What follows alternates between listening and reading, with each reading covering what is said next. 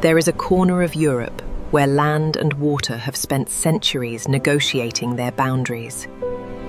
This is the Netherlands, a country whose identity has been shaped as much by the sea as by the people who live beside it.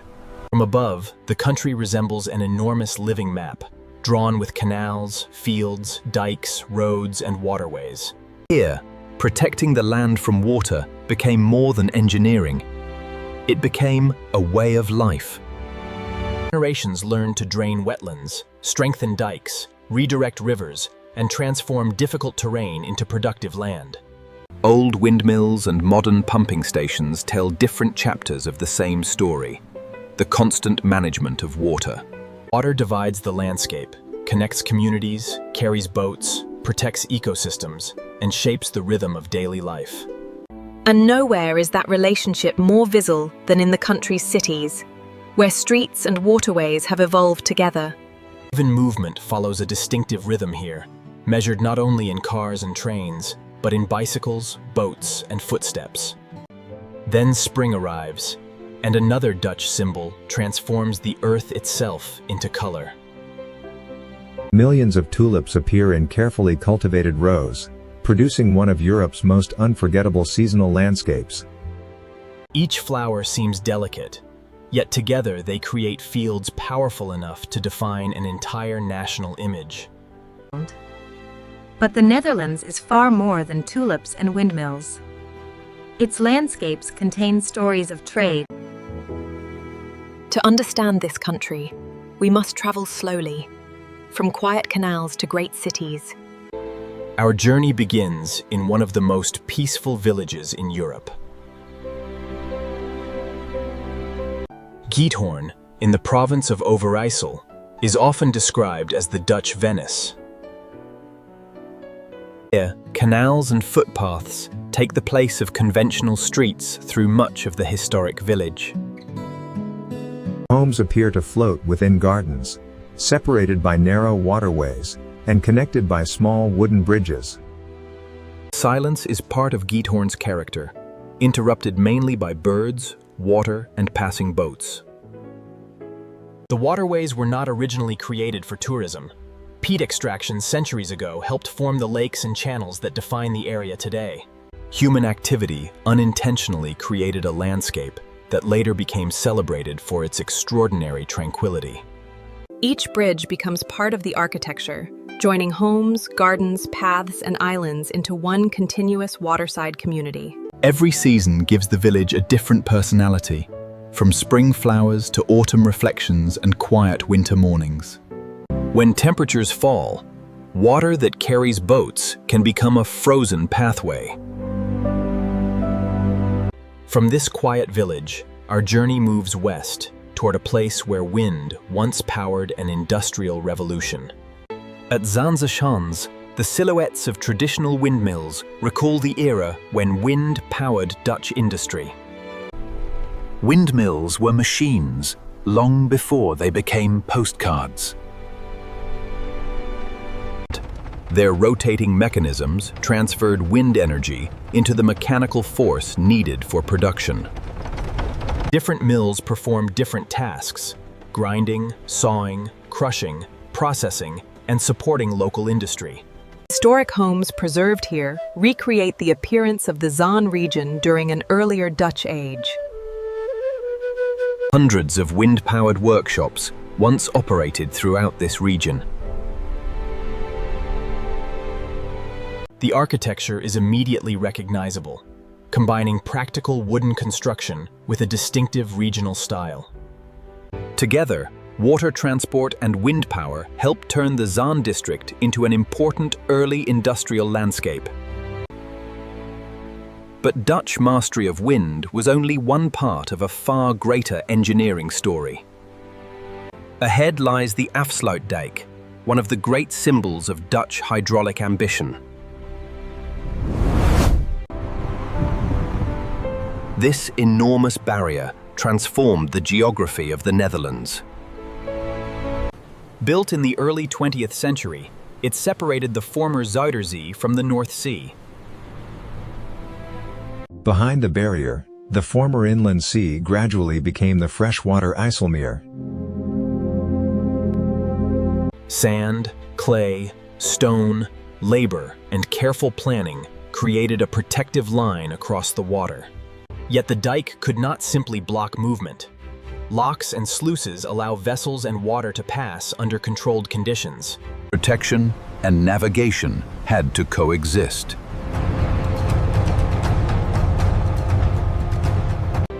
Seen from the air, the Afsluitdijk seems less like a road and more like an artificial horizon. It connected regions, reduced flood risk, and helped make later land reclamation projects possible.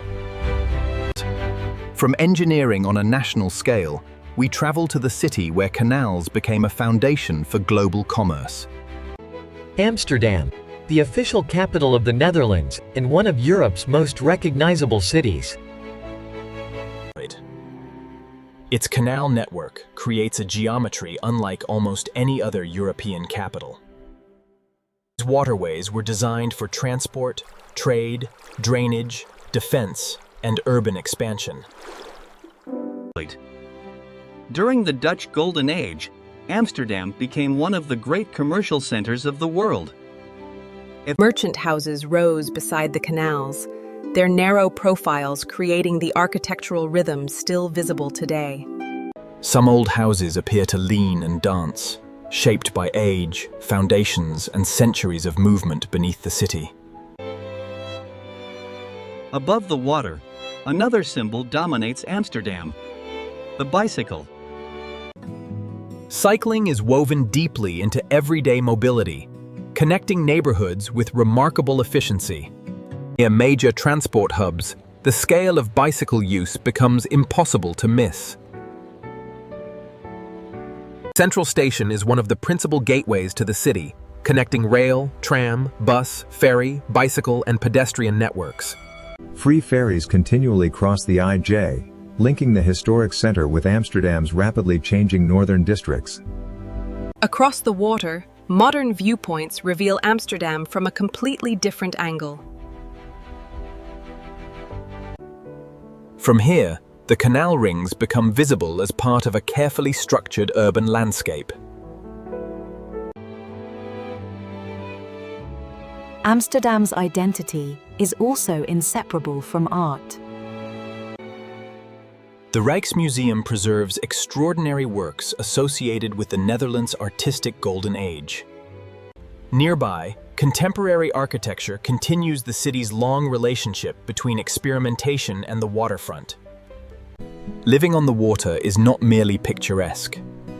Houseboats became an enduring part of Amsterdam's housing culture. What began partly as a practical response to housing pressures evolved into a distinctive lifestyle. As darkness arrives, bridges and facades turn the waterways into long corridors of reflected light. The city changes after sunset, yet the canals remain its quiet, organizing principle. Beyond the capital, spring leads us into the famous Dutch bulb region. Bollenstreek, the bulb-growing region between Haarlem and Leiden, is one of the most colorful landscapes in the Netherlands. During spring, farmland becomes an immense mosaic of red, yellow, pink, purple, and white. The tulip itself came from far beyond the Netherlands, yet Dutch cultivation turned it into a national icon. By the 17th century, rare tulip varieties had become objects of extraordinary speculation. Today, bulb cultivation is a highly organized agricultural industry, supported by generations of expertise. At the center of this floral world lies Keukenhof, famous for its spectacular spring displays. Millions of bulbs create carefully planned compositions that change from year to year. Color here is not random. Garden design transforms individual flowers into enormous living patterns. From above, those patterns appear almost like paintings made directly on the landscape. But Dutch innovation is often most surprising where roads and waterways intersect. At the Veluwemeer Aqueduct, boats appear to sail over moving cars. Rather than raising ships with a drawbridge, engineers allowed a shallow navigable channel to cross above the roadway. The result is simple to understand and extraordinary to watch. Water traffic continues uninterrupted, while road vehicles pass beneath. And the surrounding province tells an even larger story, land itself created where water once dominated. In Zeeland stands one of the masterpieces of the Delta works, the Oosterscheldekering. Massive pillars and movable gates form a defensive system against dangerous storm surges. Unlike a permanent dam, the barrier normally remains open, preserving tidal movement. When water levels become dangerous, the gates can close, creating a temporary wall against the sea. This balance between safety and ecology became one of the defining ideas behind the final design. The structure represents lessons learned through centuries of living with flood risk. The Netherlands does not simply resist water. Increasingly, it seeks ways to live with it intelligently. Our journey now turns from engineering to one of the country's most famous culinary names. Gouda is internationally associated with cheese, but the city itself contains far more than a familiar name. Traditional markets continue to celebrate a trading culture that made cheese central to the region's identity. For centuries, products moved through Gouda by canal and gathered in markets, where quality and weight determined their value. The medieval town hall remains one of the city's architectural treasures. Churches, merchant buildings, waterways, and market traditions reveal layers of religious and commercial history. The canals once carried peat, beer, goods, and cheese through the city. Today, the same water brings quiet beauty to streets once shaped by commerce. Southeast of Amsterdam, an unusual pattern of lakes and narrow strips of land reveals another legacy of peat extraction. These slender islands are remnants of land once used during the process of cutting and drying peat. The landscape created by extraction later evolved into one of the country's major recreational water regions. Some narrow islands can only be reached by boat, making water an essential part of everyday access. In the Netherlands, even industrial scars have sometimes become landscapes of leisure and beauty. Haarlem lies close to both Amsterdam and the coast, yet it maintains a character distinctly its own. During the Dutch Golden Age, Haarlem became strongly connected with flower cultivation, trade, art, and craftsmanship. The De Adriaan windmill remains one of Haarlem's most recognizable silhouettes. At the heart of the city stands the Great Church, reflecting centuries of political and religious transformation.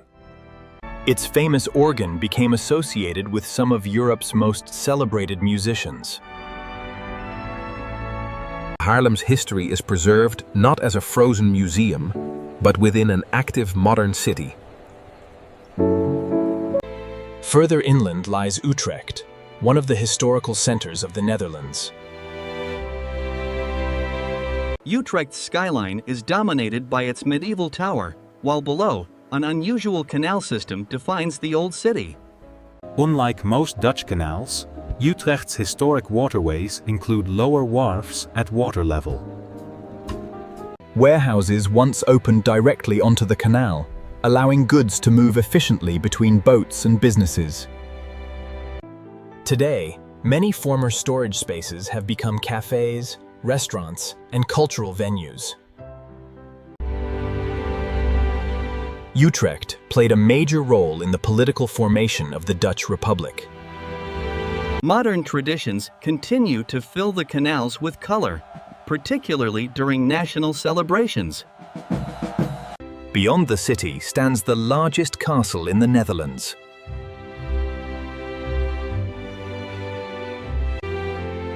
De Hague combines medieval origins with an elaborate 19th century reconstruction.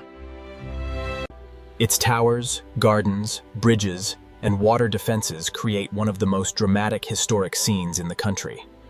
Nearby, another monument recalls the Napoleonic era, a pyramid built by soldiers in the early 19th century.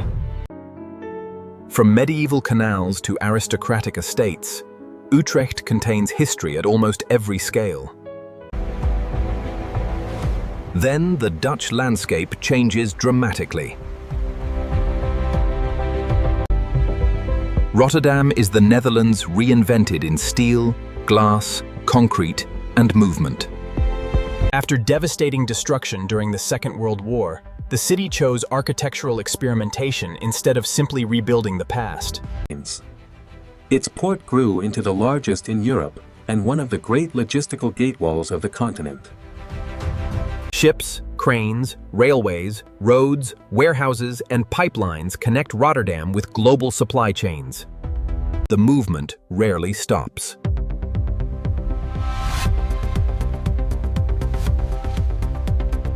Even the railway station communicates the city's preference for bold, contemporary design.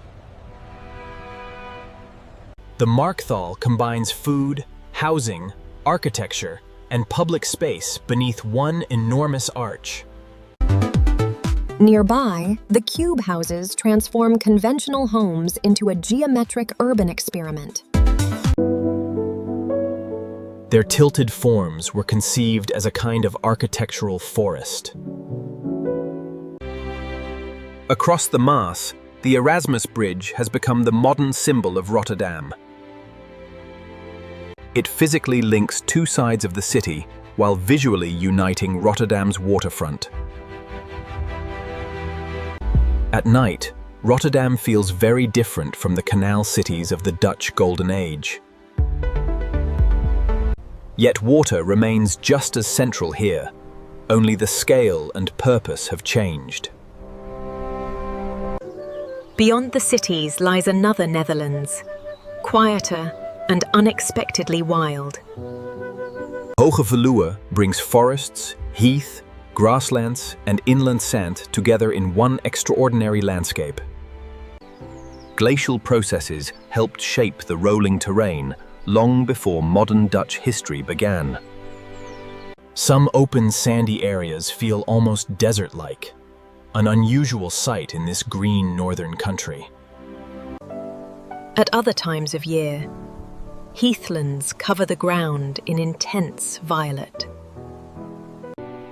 Red deer still find refuge within this protected landscape. During the breeding season, powerful calls echo through the forest.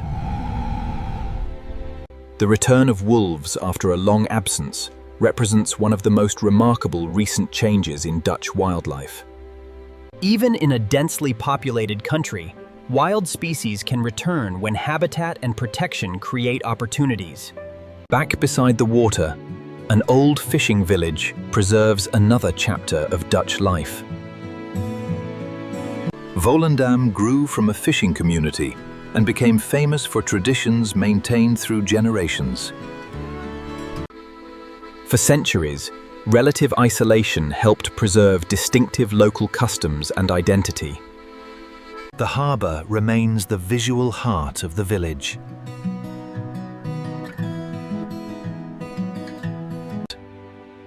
But the Kingdom of the Netherlands extends far beyond this northern European landscape. Thousands of kilometers away, the Dutch Caribbean reveals an entirely different environment. Willemstad combines Dutch architectural influences with Caribbean, African, Jewish, and Latin American cultural traditions. Bright facades lining the harbor have become one of Curaçao's defining images. The floating Queen Emma Bridge can move aside to allow ships into the harbor. Beyond the city, warm Caribbean waters support coral ecosystems dramatically different from those of the North Sea. Marine life forms another part of the island's natural heritage. Offshore, Klein Curaçao offers a striking landscape of pale beaches, blue water, and open sky. The Dutch kingdom is connected by history, but its landscapes span different continents and climates. Nearby Bonaire is renowned for salt landscapes, flamingos, coral reefs, and unusually clear water. In the south, vast evaporation ponds create surreal shades of pink beside the blue Caribbean. Caribbean flamingos gather in protected wetland environments.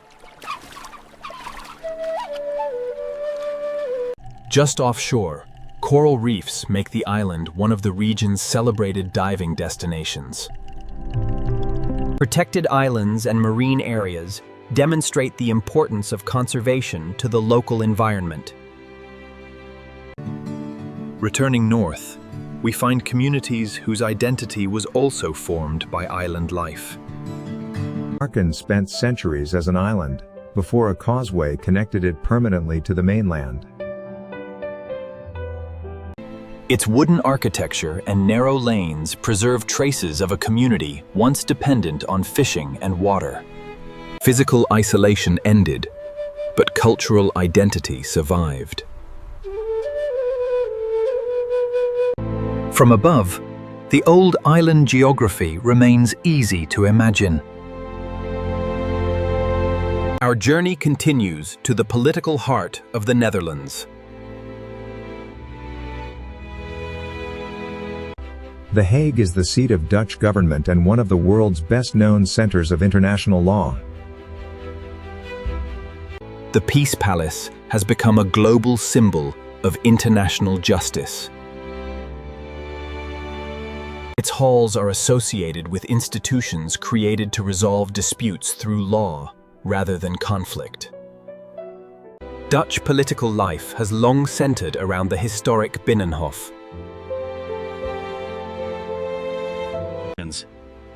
Unlike most major Dutch cities, The Hague also opens directly toward the North Sea. Scheveningen combines city life with a broad North Sea beach. In summer, the coast becomes one of the country's major recreational spaces. The sea that once represented danger is also a source of leisure, identity, and beauty. Markets offer another way to experience Dutch history.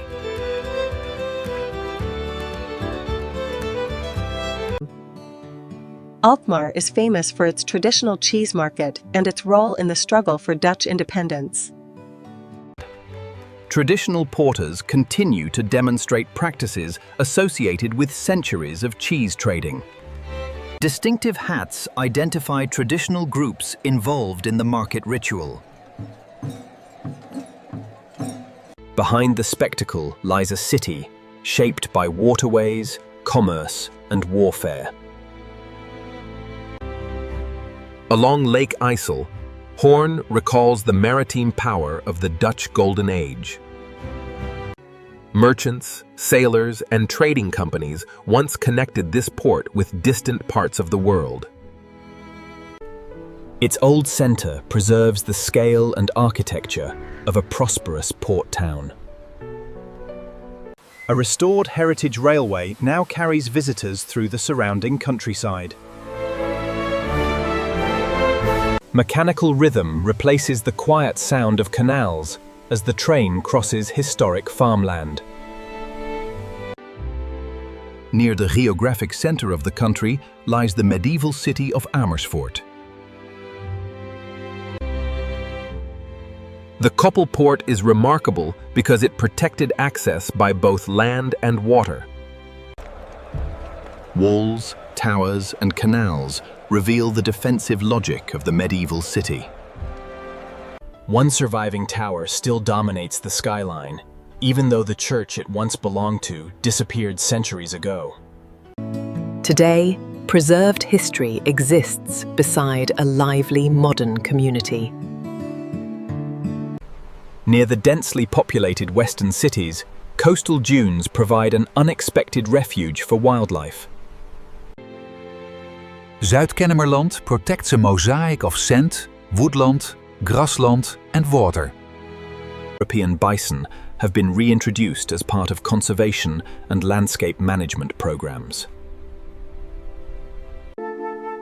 Large herbivores help shape vegetation through natural grazing. Semi-wild horses also contribute to maintaining open habitats. Their grazing influences entire ecological communities, from plants to insects and birds. The dunes also perform another vital function, naturally filtering water. Not every Dutch settlement is ancient.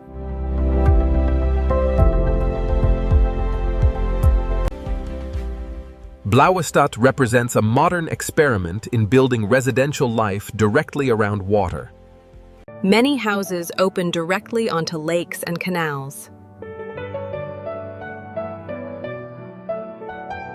Water is not behind the neighborhood, it is part of the neighborhood. The concept reflects a familiar Dutch idea: adapt the built environment to water, rather than pretending the water is absent.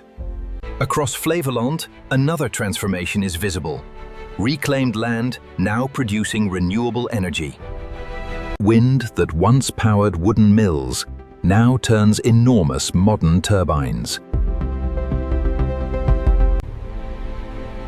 Land and water installations operate as parts of the same energy landscape.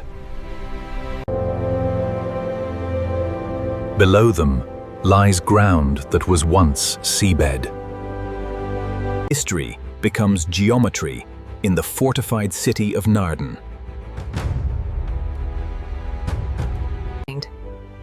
Seen from above, Naarden resembles a carefully drawn star surrounded by water. Layers of walls, bastions, and moats were designed to make attacks extraordinarily difficult. The landscape itself became part of the defensive architecture.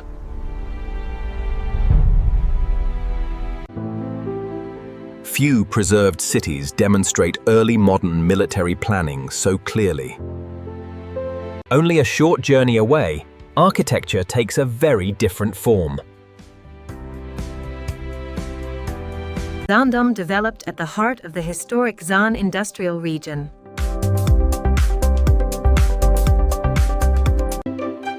Modern architects have reinterpreted traditional green wooden houses in dramatic new forms. The result transforms regional heritage into a contemporary architectural landmark. Past and present remain visually connected through the same distinctive design language. To understand Dutch land reclamation, we return to the windmills.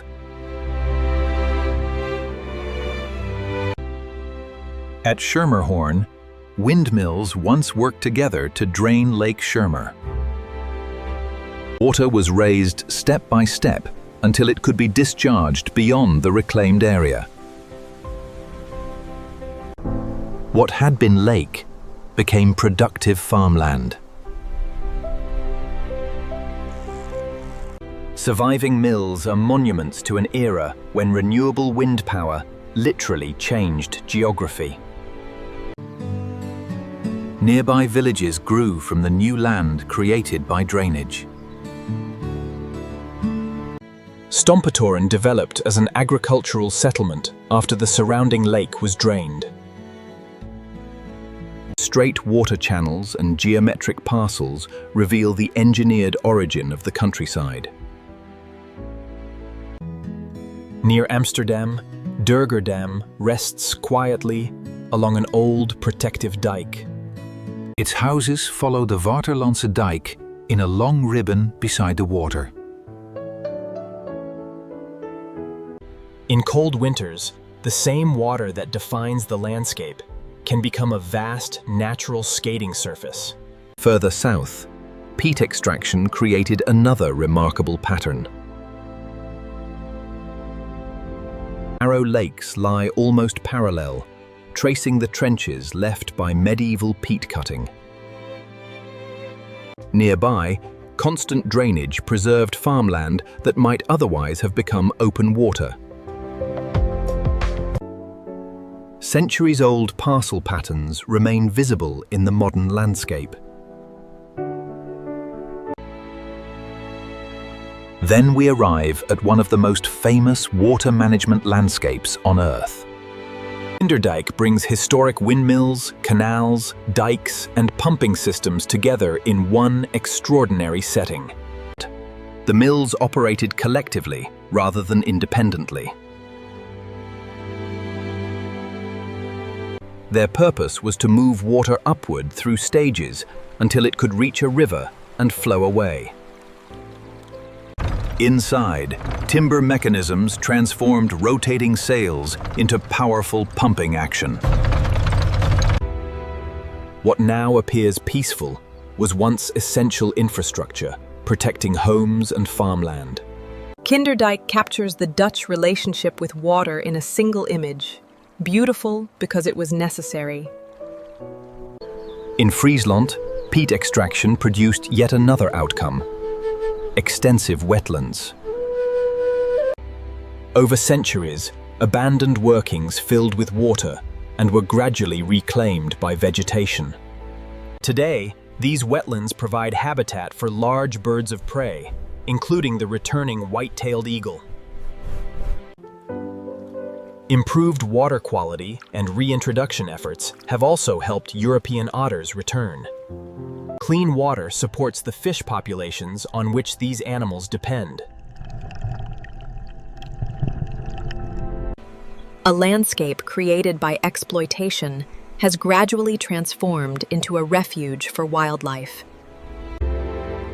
Along the Rhine system, trading towns developed wherever geography created opportunity. Wijk bij Duurstede once prospered through river trade. Its famous windmill rises from the remains of an old city gate. Nearby, Duurstede Castle survives within a peaceful green park. In Zeeland, maritime history returns at Zierikzee. For centuries, fishing, trade, and navigation supported this small but prosperous city. An enormous, unfinished tower hints at ambitions that were never fully completed.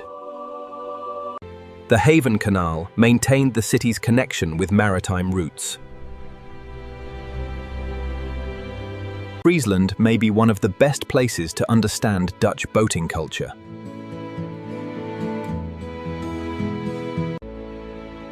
Sneek is so closely connected with water that sailing forms part of its cultural identity. An interconnected system of lakes and canals creates ideal conditions for recreational sailing. During Sneek Week, the Region becomes the center of a Mayor inland sailing celebration. For a country built around waterways, sailing feels less like a sport than a continuation of tradition. Near the German border, another star-shaped fortress appears within the landscape. Bourtange was established to control an important route during the 80 Years' War. Today, carefully reconstructed streets allow visitors to imagine daily life inside an early modern fortress. Beside Lake IJssel, Makkum preserves traditions connected with shipping and craftsmanship. Its position made it an important gateway for trade. Local ceramic traditions continue techniques with roots reaching back centuries.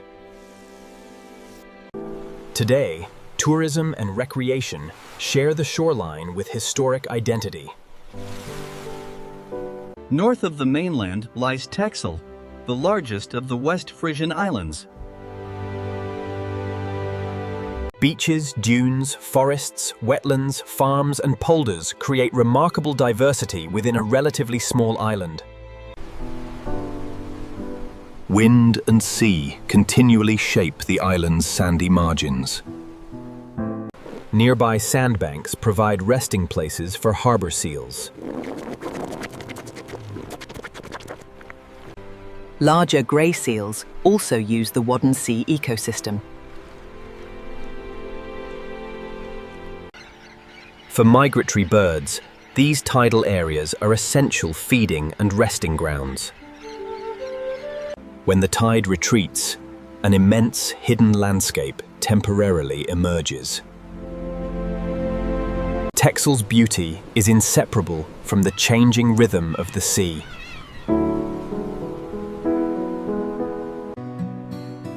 Some Dutch communities lost their island geography, but kept their island identity. Urk once stood alone within the Zuiderzee.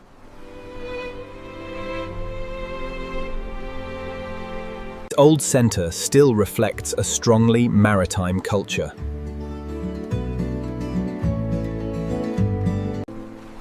The lighthouse remains a symbol of generations who depended on navigation and fishing. The sea withdrew from the village, but memory of island life remained. Just north of Amsterdam, Het Twiske offers open fields, water, forests, and recreational space. A landscape once connected to extraction and agriculture now provides a peaceful escape from the nearby city. Cycling routes pass through classic Dutch scenery, only a short distance from urban neighborhoods. Along the river Vecht, wealth from Amsterdam once transformed rural villages. During the Golden Age, prosperous merchants built country houses beside the river. These estates offered summer retreats away from crowded commercial streets. Their architecture still gives the river an atmosphere of quiet elegance. Further north, Lemmer stands at the gateway to Friesland's waterways. Fishing, shipping, and peat trade all contributed to the town's growth. Outside Lemmer stands the Gouda Gamal, a historic steam-powered pumping station that remains operational. Its enormous engines demonstrate how steam technology replaced some of the work once performed by windmills. Nearby, modern homes are arranged around canals and moorings designed for boating. Again, Dutch urban planning treats water as infrastructure, landscape, and lifestyle simultaneously. Wind technology has changed dramatically, but its importance has not disappeared. Modern turbines now generate electricity where historic sailing routes once dominated the horizon. Design choices attempt to balance energy production with the surrounding freshwater landscape. Water safety, ecology, roads, and navigation repeatedly intersect in Dutch infrastructure. The Haringvliet Dam regulates flows between inland waters and the North Sea. Its gates can manage enormous volumes of water. Modern management increasingly considers both flood protection and ecological exchange. Like many Delta Works projects, the dam also serves transportation.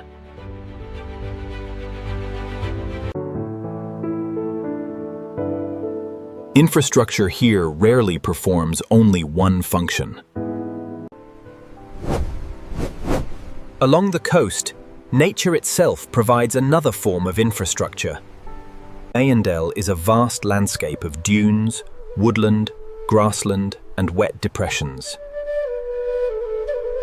The sandy ground acts as a natural filter within the regional drinking water system. The reserve also supports remarkable bird diversity. Hidden among the dunes, wartime bunkers reveal a much darker chapter of 20th century history. Along Lake Ysel, medieval history meets modern sailing culture. Medemblik grew through fishing, commerce, politics, and defense. Its active marina now brings recreational sailing into a setting shaped by centuries of maritime life. The relationship with water continues, even when its economic purpose changes. In northern Friesland, Dokkum combines religious history with beautifully preserved fortifications. Its historic center is encircled by waterways that once formed part of the city's defenses. Windmills, churches, merchant houses, and water create an exceptionally complete historic landscape. Dokkum also became a place of pilgrimage after the death of the missionary Boniface in the 8th century. Centuries of religion, trade, and defense overlap within a remarkably compact city.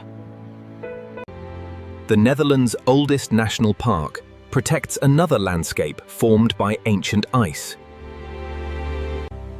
In a country famous for flat terrain, these gentle hills feel unexpectedly dramatic.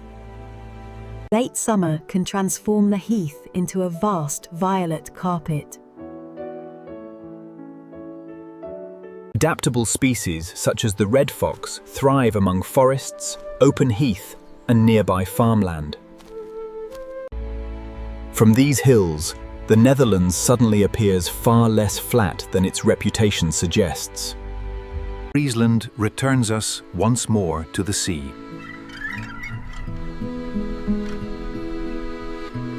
Harlingen grew through maritime trade, fishing, and shipbuilding. Canals linked inland Friesland with the working harbour. Today, ferries leave from Harlingen for the Wadden Islands.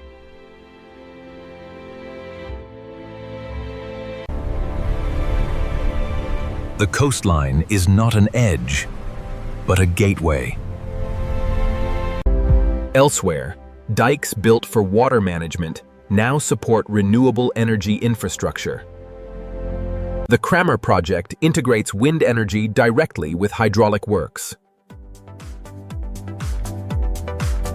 Nearby locks maintain navigation through controlled waterways. Small recreational boats and larger commercial vessels share the same engineered corridors. Water may define much of the Netherlands, but technology defines another important part of its modern identity. Eindhoven developed from a modest settlement into a major center of industry, design, and technology. The expansion of Philips transformed the city, beginning in the late 19th century. Its association with light continues in modern design culture.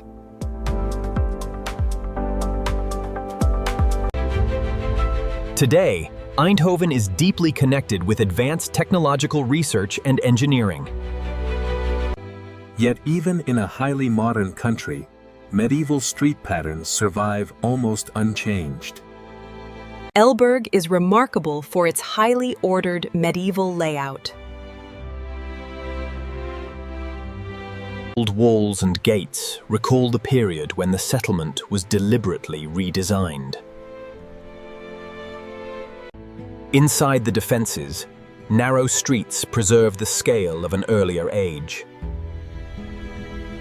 Major rivers created commercial opportunities throughout the Netherlands. Zaltbommel prospered through medieval trade along the Waal.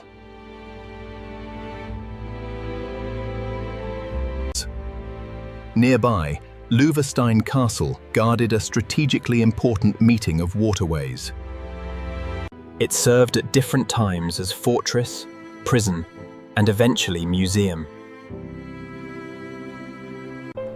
Once again, control of water routes meant control of movement and power. Eastward lies another prosperous historic trading city.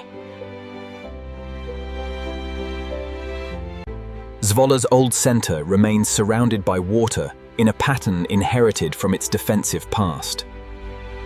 Its wealth once came from regional and international commerce.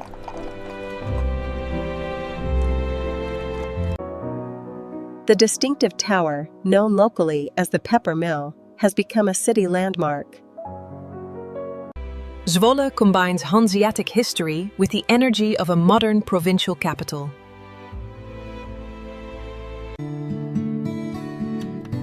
Some Dutch cities are remarkable precisely because they remain small.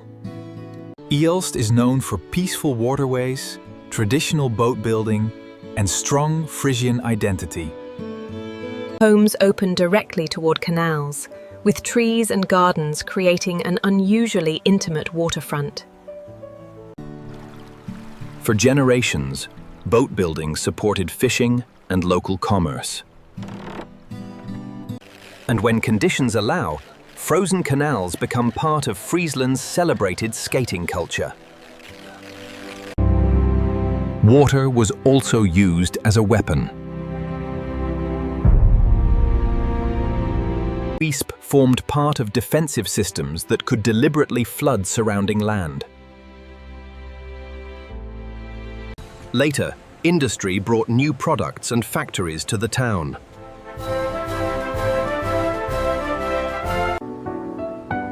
The area became associated with chocolate production, as well as other manufacturing. Nearby waterways sometimes cross roads in another demonstration of layered Dutch transport engineering. After catastrophic flooding in the 20th century, the Netherlands accelerated the construction of enormous coastal defences. Brouwersdam became one component of this transformed coastal system. Its function extends beyond flood protection into transport, ecology, energy, and recreation. Today, strong winds attract surfers, sailors, divers, and other water sport enthusiasts. The defensive project helped create a major recreational and ecological landscape. But not every battle against the sea ended with land remaining dry. The drowned land of Sefting was once cultivated and inhabited. Storms and floods gradually reclaimed large parts of the medieval landscape. During conflict with Spain, breached dikes contributed to permanent inundation. Today, nature occupies land where villages and fields once stood.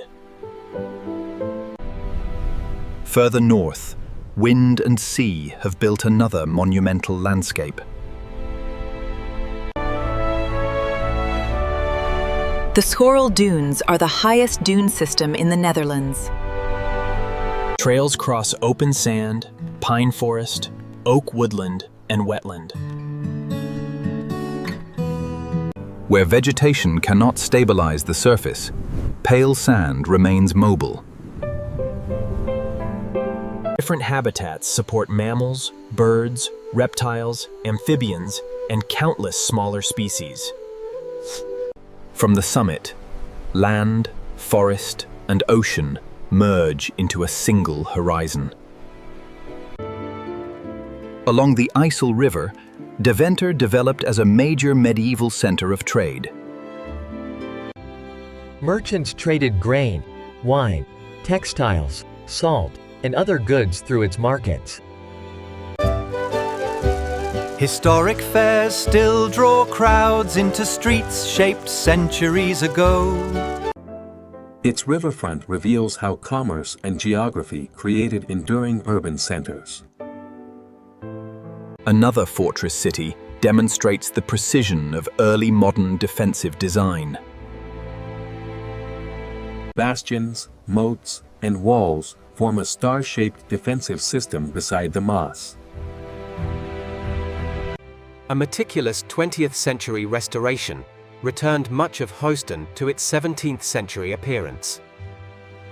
The town now feels almost like a preserved historical stage surrounded by water. Not every community escaped the destruction of modern war. Vierlingsbeek suffered heavily during the Second World War and was extensively rebuilt. Today, agriculture and local traditions continue within a landscape, carrying memories of conflict. North Brabant's capital preserves one of the country's great medieval centres. Den Bosch was once a formidable fortified city and a major Catholic stronghold. Its Gothic cathedral represents generations of artistic and religious ambition. Waterways and fortifications help define the city's strategic strength. Today, medieval architecture forms the backdrop to a lively, modern provincial capital. Few cities demonstrate Dutch landscape engineering more clearly than Almere. The city stands on land that was beneath the Zuiderzee, within living historical memory. Established in the 20th century, Almere helped absorb population growth from the Amsterdam region. Its neighborhoods combine modern housing with canals, lakes, parks, and direct water access. Entire communities now occupy terrain created through one of the world's most ambitious reclamation programs. Nearby Dronten tells a similar story on a smaller scale. Settlement was planned on newly reclaimed land during the 20th century. Geometry dominates the region because fields, roads, and waterways were designed before communities fully developed. Elsewhere, water created islands in a far more violent way. Dordrecht sits where several major waterways converge.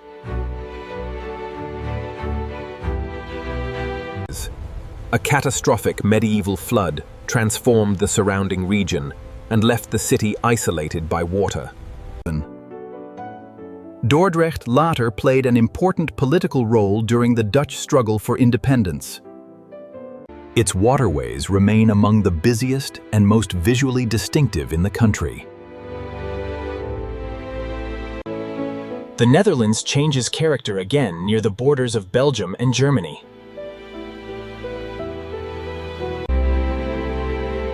Maastricht is one of the country's oldest and most distinctive cities. Stone architecture and continental influences give the historic center a different appearance from cities farther north. Centuries of religious architecture rise above narrow streets and old squares. In 1992, the Maastricht Treaty became a landmark in the development of the modern European Union. History here is not confined to the medieval past. Maastricht also helped shape contemporary Europe. Back on the IJssel, Kampen recalls the great trading network of the Hanseatic era. Its position on the river helped make Kampen one of the powerful commercial cities of Northern Europe. Historic gates still mark entrances into the old center. The city retains the atmosphere of a prosperous medieval market town. Trade routes changed, but the architectural legacy remained. Kingdom's Caribbean landscapes bring our journey back beneath tropical light. Aruba's capital mixes Dutch colonial influence with vivid Caribbean colors. Its dry climate and location outside the main hurricane belt helped it develop into a major year-round destination. The landscape feels worlds away from North Sea dunes, yet historical ties connect both. Saint Martin shares a single Caribbean island with French Saint Martin. Centuries of European rivalry eventually produced the unusual international division that remains today. The island's geography ignores political borders, linking communities through the same mountains, beaches, and sea. Far quieter is Sint Eustatius.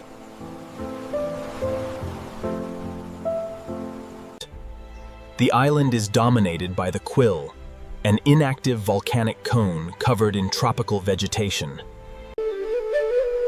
Dense forest now occupies the volcanic slopes and summit crater. Below the surface, protected waters support diverse coral communities. The island offers a slower Caribbean experience, far from mass tourism.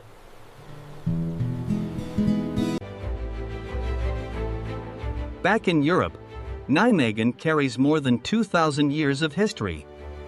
Roman roots make Nijmegen one of the Netherlands' oldest urban centers. Its location near Germany placed the city at a crossroads of trade, culture, and conflict. The Second World War brought severe destruction before liberation returned to the region.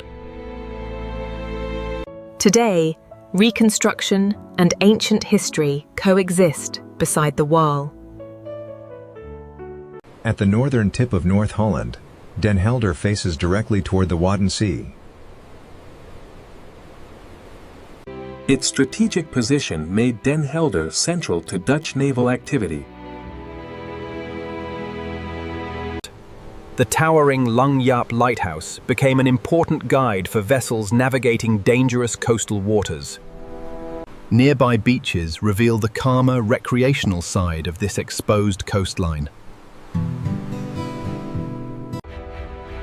Farther south, maritime traffic funnels through another vital gateway. IJmuiden provides Amsterdam with direct maritime access to the North Sea. Large ships entering the canal pass through a landscape built around navigation and industry. Only a short distance away, wide beaches attract surfers and windsport enthusiasts. Small fortified towns preserve some of the most important moments in Dutch political history. Riel became famous during the revolt against Spanish rule. Its preserved walls, bastions, and streets now make the town feel like an open-air historical museum. Zutphen carries another medieval skyline.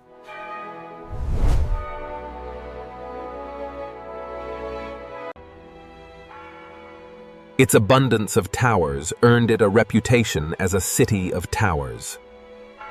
Churches, merchant houses, and fortifications reflect more than 17 centuries of urban history.